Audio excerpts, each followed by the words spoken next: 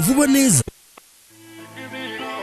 Ubu nawe watunga imisatsi myiza idacikagurika kandi igakura vuba neza ku bagore n'abagabo.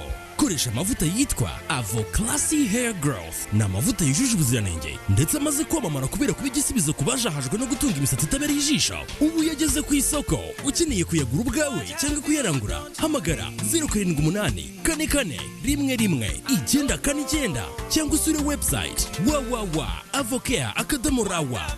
Nanone ku bagabo mufite ubwanwa budakura neza cyangwa busa nabi, tubafitiye amavuta yitwa Avocare Beard Growth atuma ugira ubwanwa bubyibushye kandi burabagirana.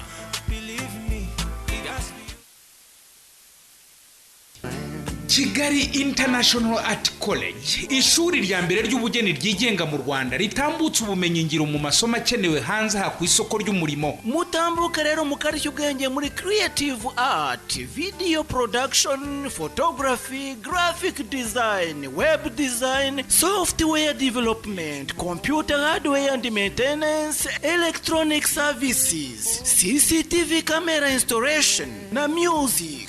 Iri shuri ryakira barangije icyiciro cya mbere n'icya kabiri cyayisumbuye ndetse na kaminuza, yemwe n'abacikije amasomo. Ifasha kandi abanyeshuri kubona scholarship zo kujya kwiga no mu bindi bihugu ndetse kanabafasha kwigira kure e-learning mu bindi bihugu. Wicikanwa n'aya mahirwe, gana Kigali International Art College KIAC. Ikorera i Remera ku Gisimenti mu nyubako y'Usa Plaza muri etage ya mbere. Kwiyandikisha ni mu minsi y'akazi. Sobanuza kurushaho kuri 0783205698 cyangwa 0737765072. Wanasura urubuga rwacu ari rwo wa3.kiak.ac.rw.